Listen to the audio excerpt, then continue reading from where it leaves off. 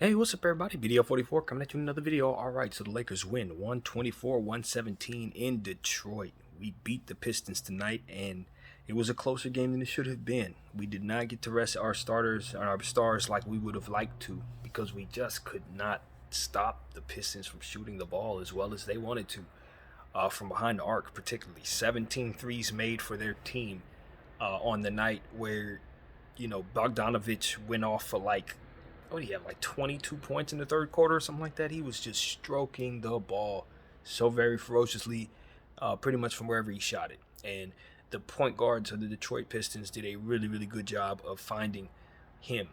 Um, you got to give those guys credit. And you also want to give our team credit ultimately because we got the victory and we did some very good things for ourselves as well. LeBron James and Anthony Davis both went off, combining for, what was it, 69 points or something like that. It was fantastic the way they went off. 35 for LeBron, I think 34 for AD, or vice versa. Not really sure how that went, but they both had fantastic lines. I think AD walked away with 15 rebounds, 7 assists. I think he just had a monster game. Block and the steal as well, I believe it went.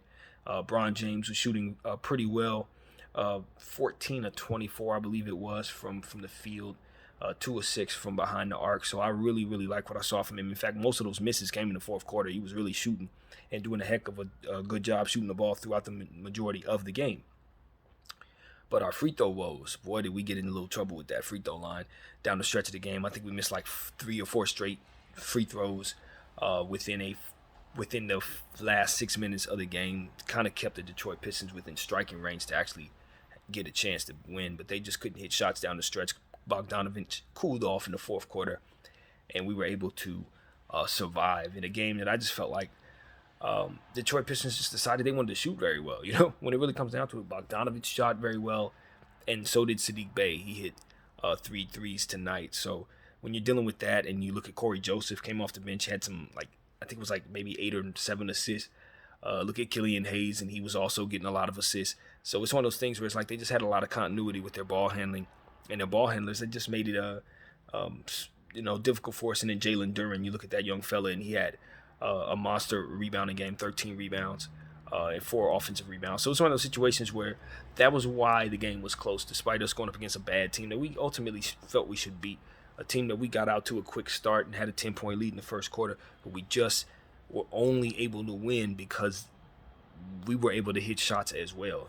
With Bron being hot for the majority of the game, we did a good job of getting Anthony Davis involved.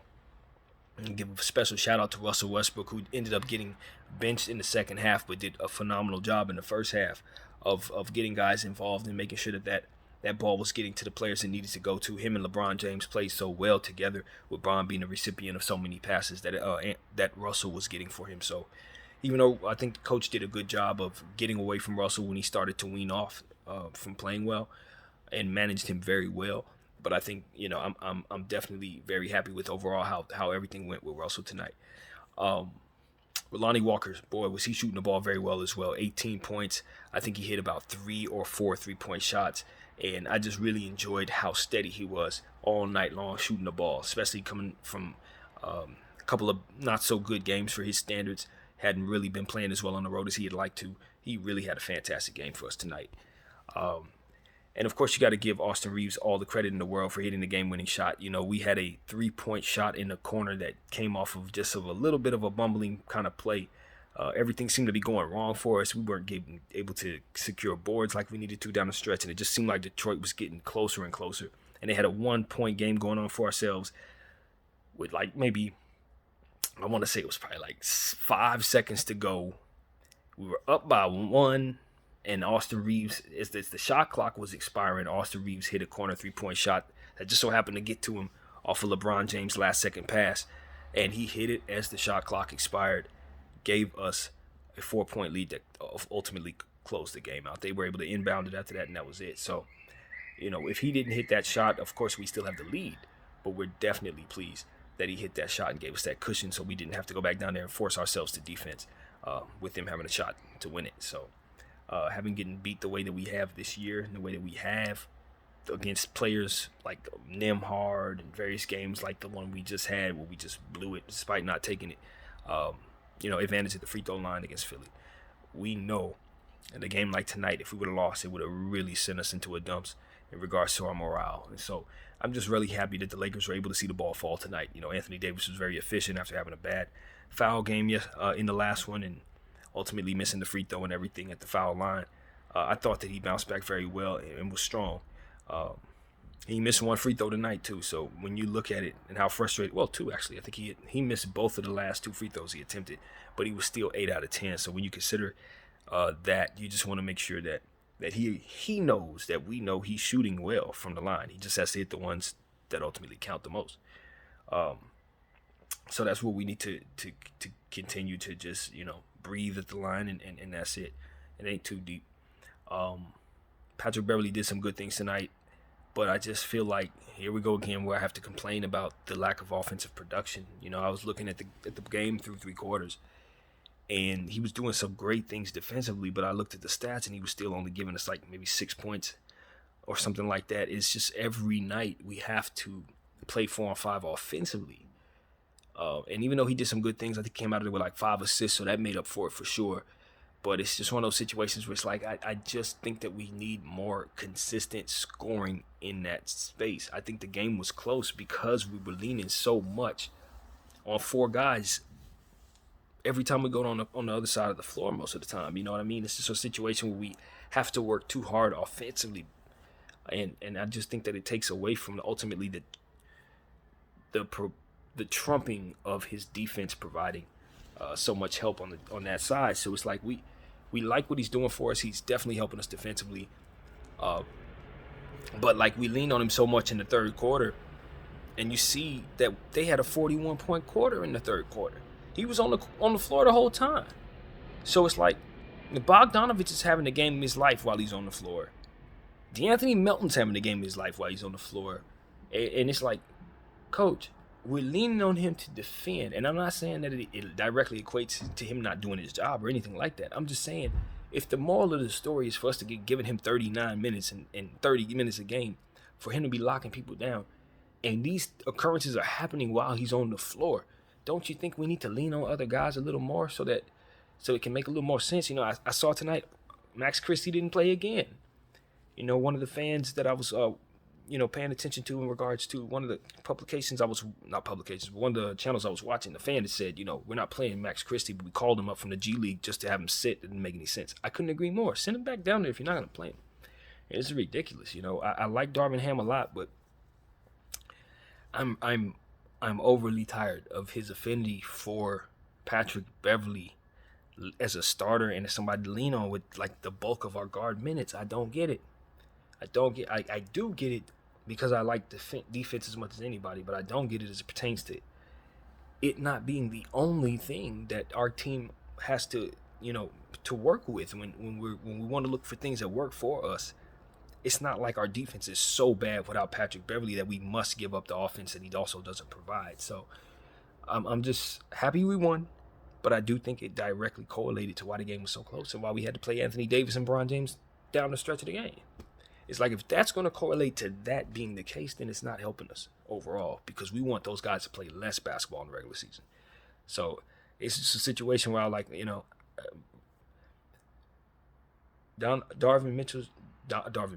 Ham is going to have to he's going to have to see the correlation between certain things that he does and how they affect the team on the back end, so to speak. It's I guess the way I know how to describe my thought.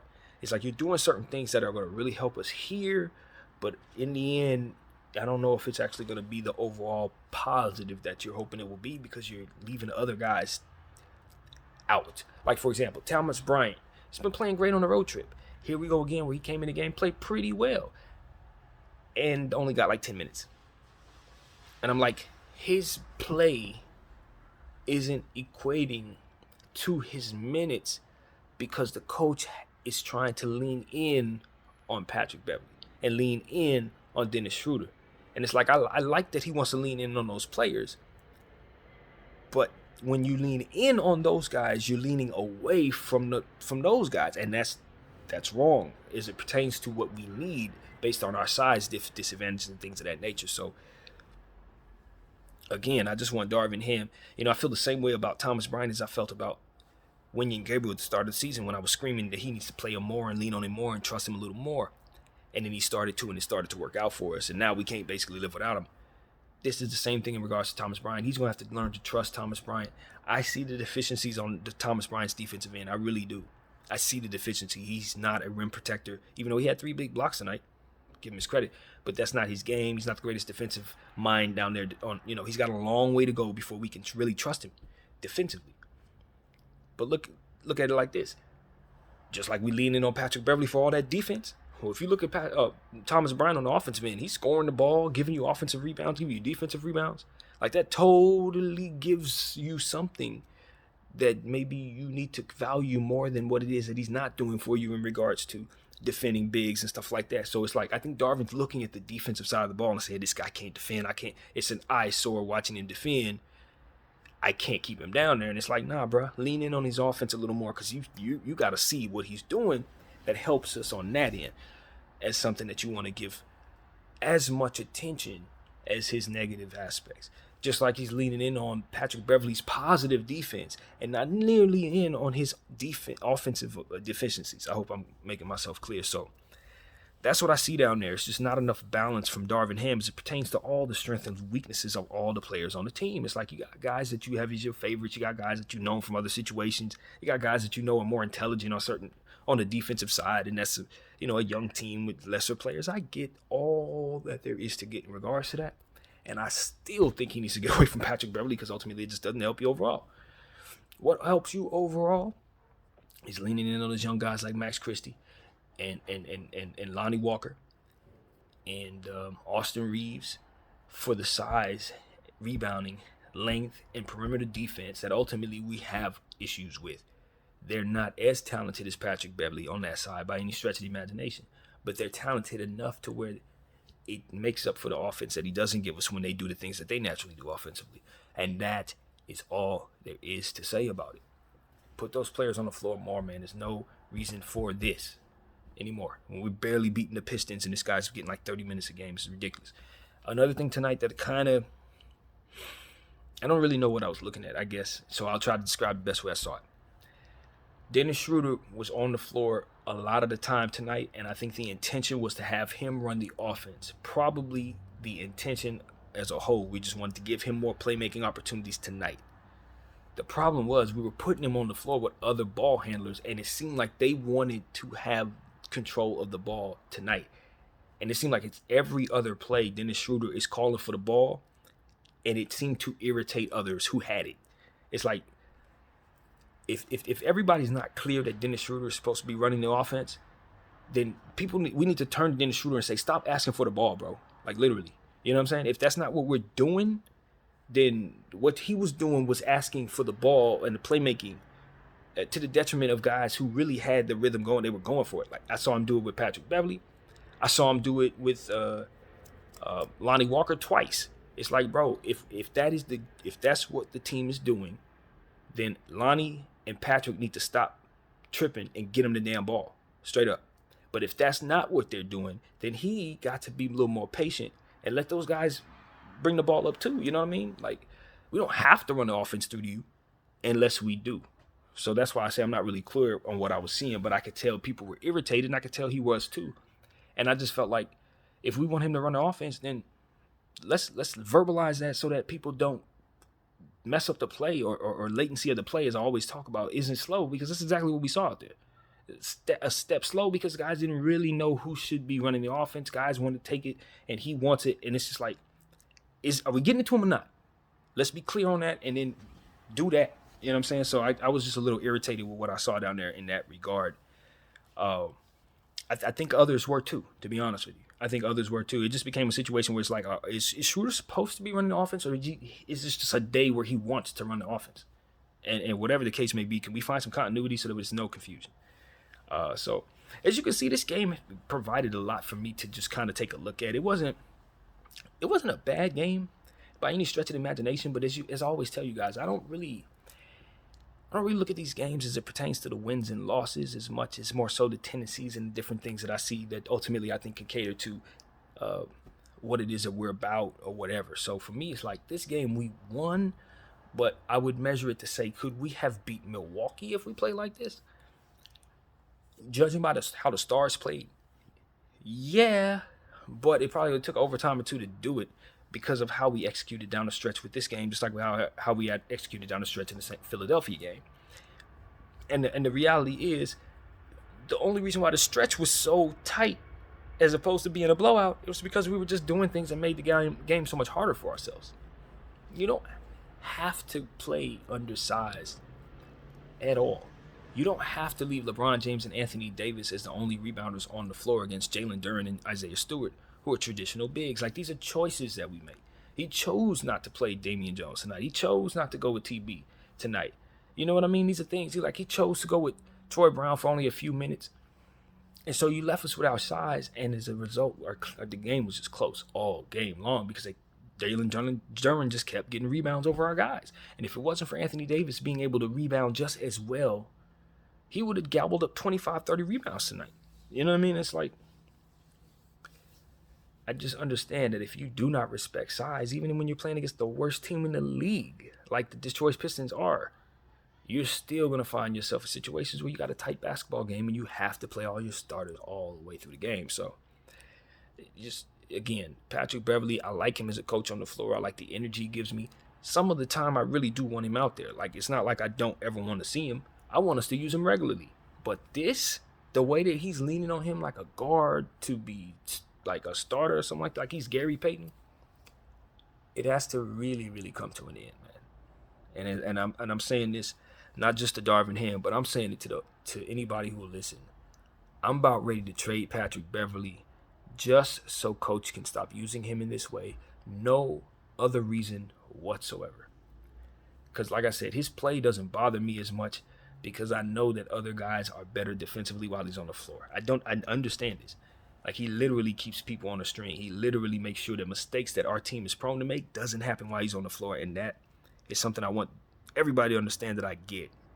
That's what Darvin's leaning on. But it just ain't enough. It's not enough, man. It's not enough. And it's too much being taken away from our scoring.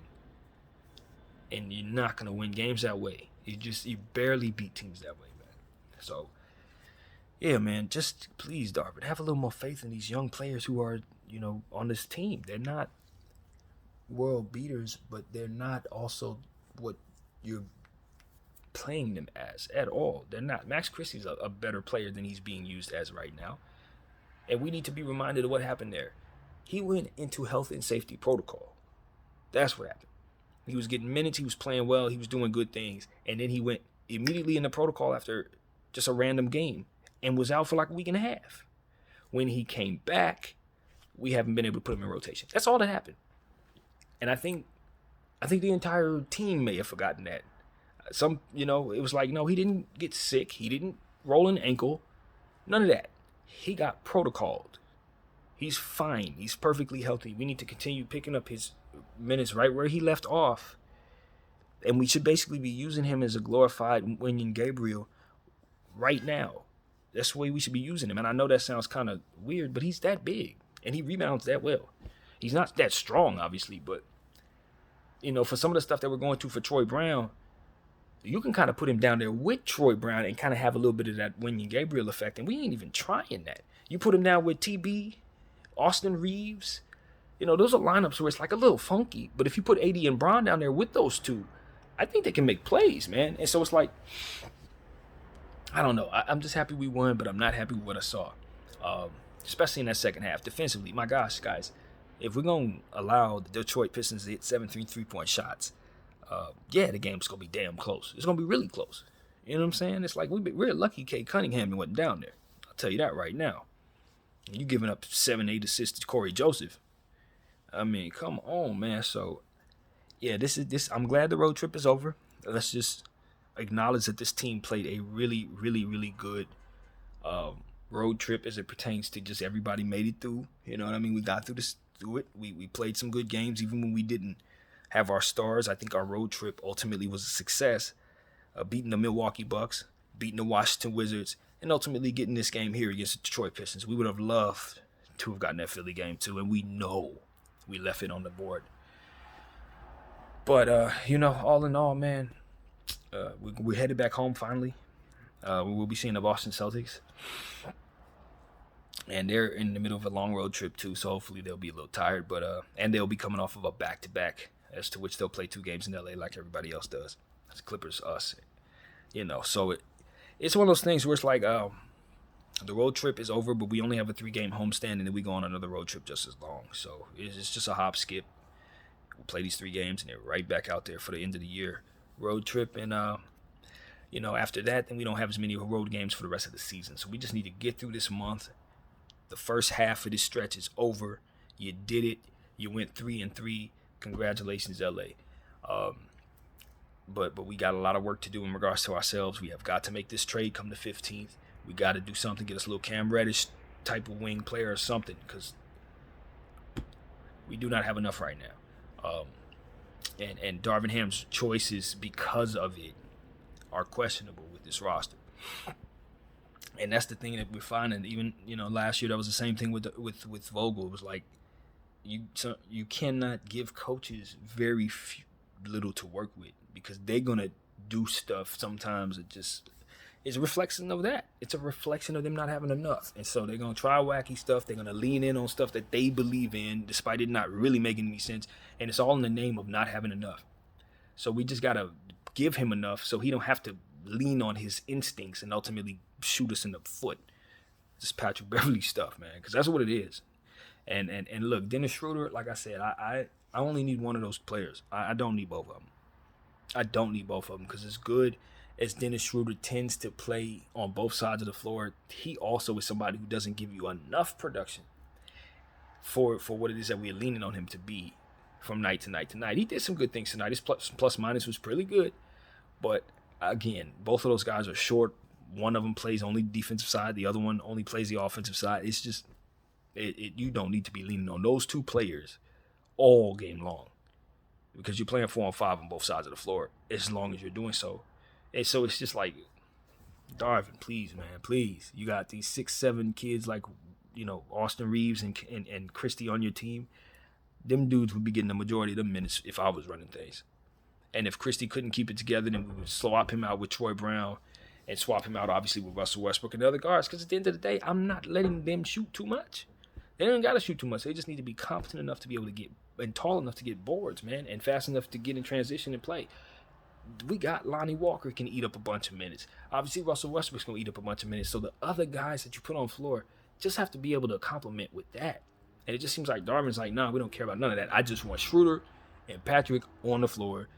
And while AD and Bron's on the floor, I know they're going to be competent enough because they're talented enough. So let's just roll, and whatever they give up with their size, or whatever we give up with their deficiency, so be it. And it's just like, brother, we're barely approaching 500. We can't afford to roll another ankle or nothing because of these choices, man.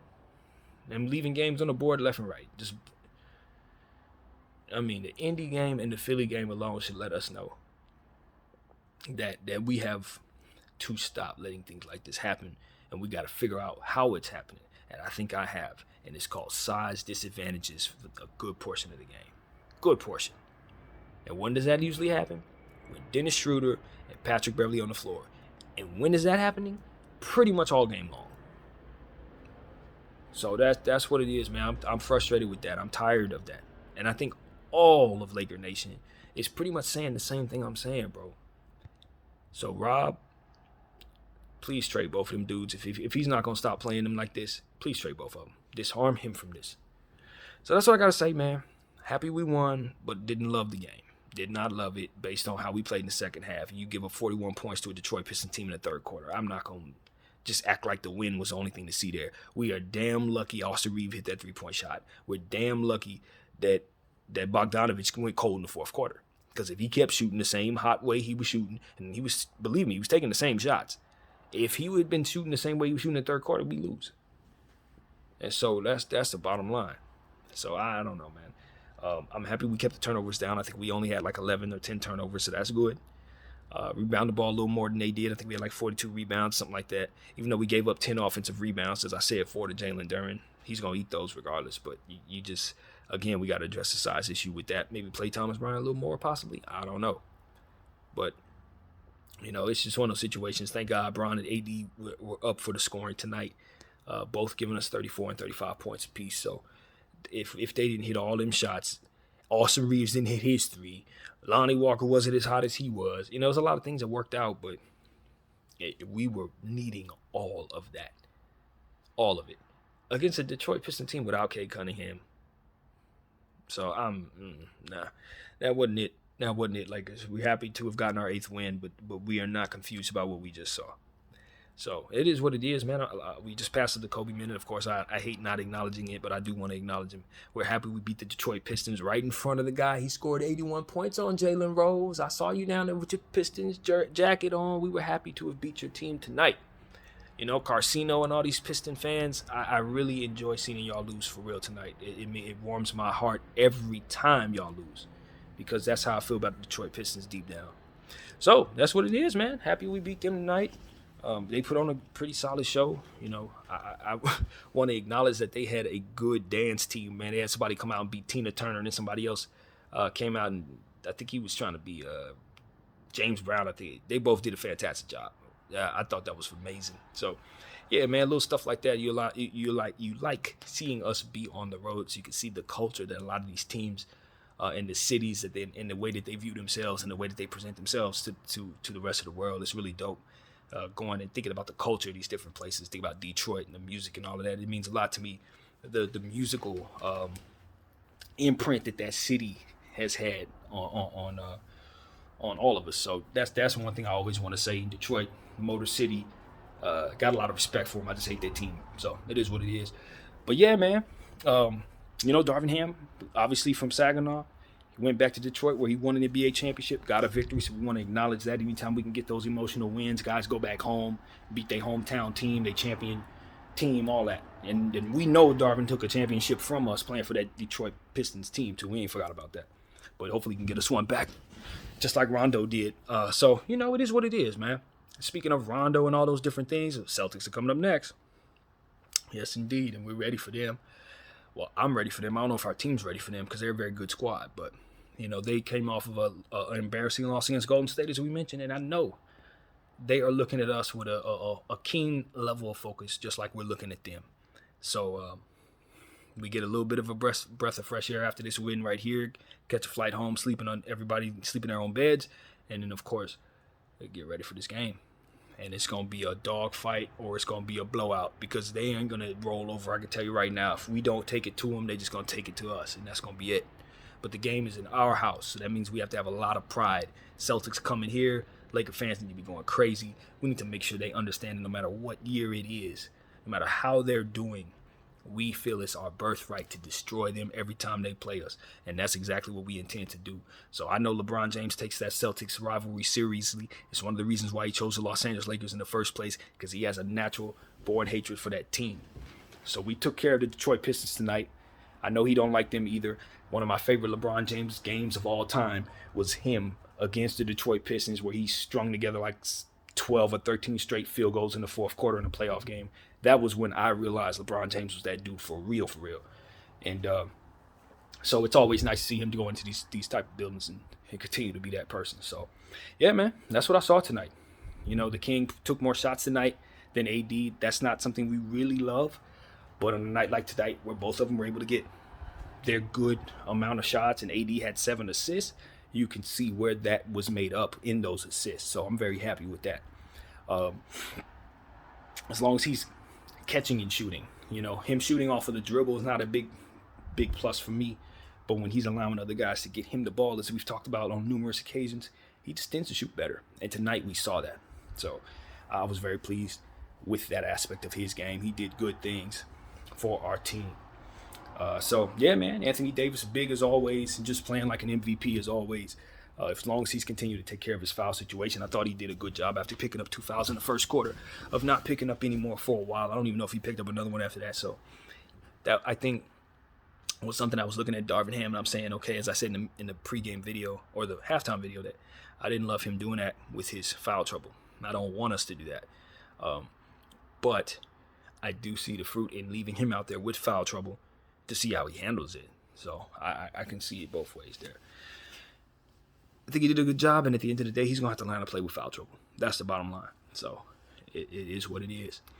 So yeah, man, that's what it is. I think the whole team should get the game ball. Obviously, we're going to remember Austin Reeves hitting that corner 3-point shot as the game winner. We love that. Saved the day, man. What can I say? I don't doubt Austin Reeves. I already know what he can do. That's why I'm so hard on him. You know, he hit 3 out of 4 threes tonight. That's not a surprise to me. Game clinching shot, not a surprise. Because I know who he is. I know what he can do. It's just about him getting in that type of shape and continue to develop, and everybody else catching up to what it is I'm already telling. He's that good. And so we just got to continue to assure that we keep him happy and give him his ball handling duties and make sure we have his money at the end of the season. If not, you already know where I stand. I told you in the noon video today that if we let anyone walk out the door without retaining value, it's a problem for me. I don't care who it is. If they walk from here on out while we don't have picks, it's Rob and Jeannie's fault. We don't want anybody to leave our organization at all without giving us something in return for it. So as long as they got a plan for that for each and every one of these pieces, I'm cool. That's pretty much what I got to say about that. So that's it, man. That's my video for this game. Burn the tape, even though we won. That's how I feel about it. Burn the tape. Thank you, we won. I love what I saw from Bron and AD and Russell Westbrook. The synergy is coming along. Like I said, Lonnie Walker and Austin Reeves shooting 3-point shots the way that they did really helped our team a lot. And that's pretty much what stood out for me, man. That's what stood out. I think Darvin ultimately managed Russell Westbrook very well. And we were able to skate out of there by the skin of our teeth, man. What can I say? We should have beat that team by a lot, but we like making things hard on ourselves. BDL 44, thank you all for watching.